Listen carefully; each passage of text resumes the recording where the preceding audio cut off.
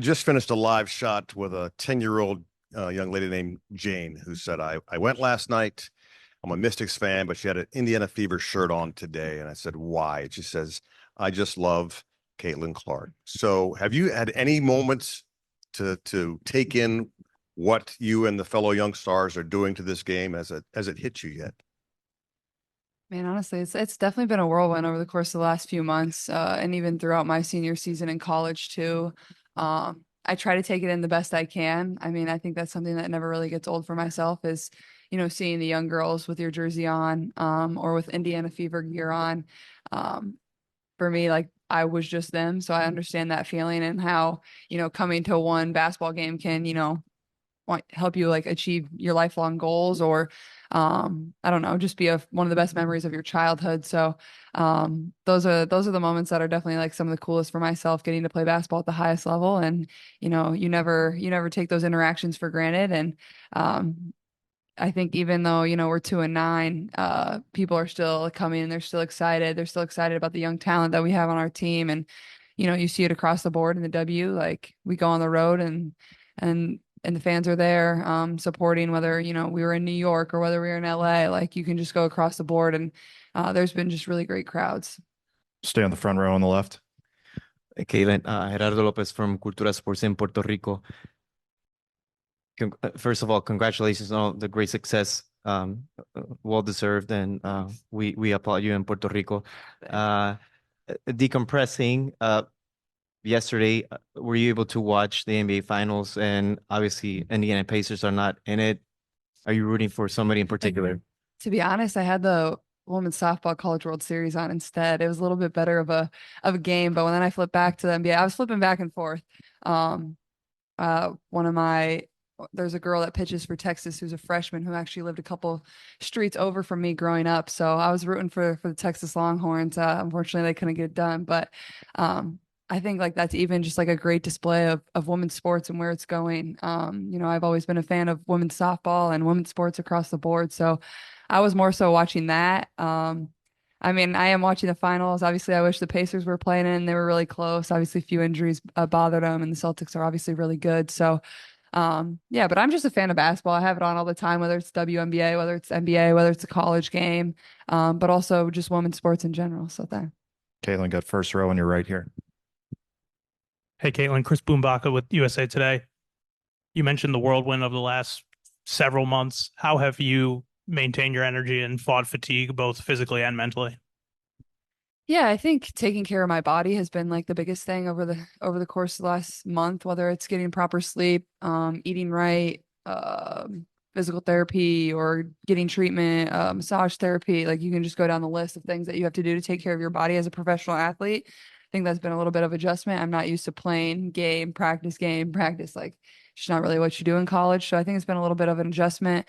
But also I still feel like I have that young energy in me. So I feel like it hasn't been hard for me to like wake up and want to play basketball. I think the back-to-backs have been the biggest adjustment for myself. Obviously, we were dealt a first back-to-back of the Las Vegas Aces and then the New York Liberty. So that was a tough hand to get, but I think it's just a good moment of a learning opportunity of how to take care of your body, how to mentally prep, how to prep and watch film. Those are tough ones.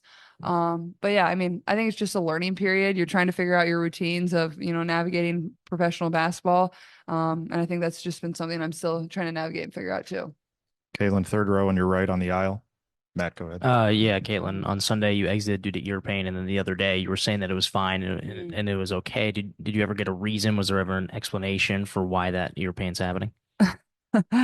Honestly, I don't really know. I don't want to explain it. It'd probably be pretty gross. But no, I feel fine. I can't hear great out of one of my ears, but it'll definitely come back. Caitlin, I got third row back here on the right, then we'll stay on third row. Hi, Caitlin. Welcome to Washington and congrats on all of your success. I was wondering if you think, now that that foul was upgraded to a flagrant foul, if you think Chennedy Carter owes you an apology, a public apology of some sort after what happened? No. I mean, basketball is competitive. I get it. Sometimes your emotions get the best of you. Happened to me multiple times throughout the course of my career. People are competitive. It is what it is. And she's having a tremendous season. She's played great basketball in my eyes, probably in first place for sixth player of the year. She's been great off the bench for them. I think she had 25 here last night and really helped them win the game. So no, and that's just not where my focus is. That's not what I think about on a day-to-day basis. I think about my team. I think about ways that I can get better. It's just basketball at the end of the day. There's no grudges. There's nothing like that. It's a sport. It's competitive. It's not going to be nice all the time. That's not what basketball is. And I think people that play that at the highest level understand that. Okay, we're going to stay back right. We're going to go down the line here. Jonathan Tannenwald of the Philadelphia Inquirer. The Rookie of the Month award, congratulations. And we saw the statistics that came with it. Is that level of production where you thought you'd be by now? How long did you think it would take you to get up to that level where you wanted to be? Yeah, I mean, I feel like I've played some good games, and I felt I've played some games where it's like, and I think that's just like the learning curve. Like that's just the adjustment period. I think, I probably haven't shot the ball as well as I would have liked. But I feel like I've gotten some good shots, some good looks. And, as a shooter, that's sometimes just what happens. Sometimes they go in, sometimes they don't. I think I've passed the ball really well. I think our chemistry is still coming along in areas of connecting and always finishing those or catching them, or me helping my teammates be in the right place at the right time.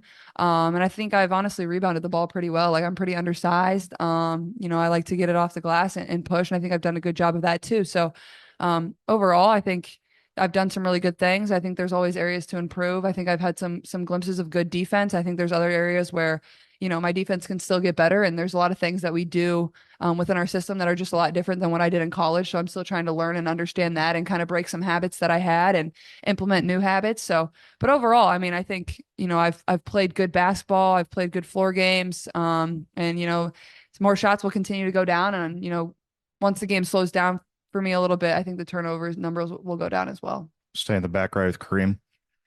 Hey, Caitlin, Kareem Copeland, Washington Post.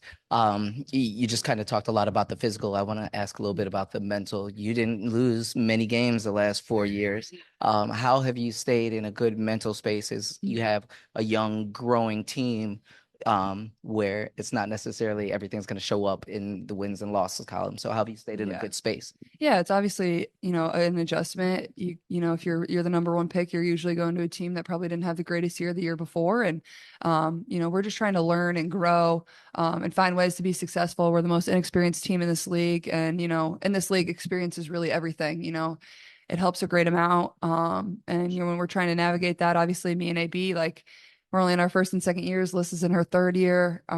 Wally's in her third year. Like it can just be tough at times. You don't always have the experience. And, but I think one of the biggest positives I would say over the course of these first 11 games is like the energy about this group. Like it's the same exact way as when we played our first game. There's a positive attitude every single day that we show up. We truly believe every single game that we're going into, we're going to win. And I think at times that could probably be challenging, losing, 9 games this early in the year. But I think that just shows the excitement about this team, but also an understanding of like, we're young, we're going to get better game by game. I think if you look at the first game we played and you look at the last game we played, like there's just so much growth already in what we've been able to do. And now that we've had a couple of practices, hopefully it only continues to get better and continue to grow. But I don't think that's really been a problem for us, getting too down about, losing games. You got time for 2 more. We'll finish up in the back. We'll end with Christy there. Dan Sostek here with Penn Live in Harrisburg. Harrisburg's the hometown of Alyssa Thomas. You've got to play her once already. I know you're a guard. She's more of a forward, but just wondering if you grew up watching Alyssa at all and what makes her so special. Obviously, she's coming off such a great month. Is she a player you've watched growing up? Yeah, I think the thing about her is she does absolutely everything on the court that you could do as a basketball player. She just impacts the game in every area, whether it's on the defensive end, whether it's on the offensive end. Great passer, great rebounder. She's just a matchup problem. Like, what do you do? Somebody gets the ball off the defensive glass and pushes in transition. That's somebody that can create for her teammates, can score for herself, is really physical, is strong.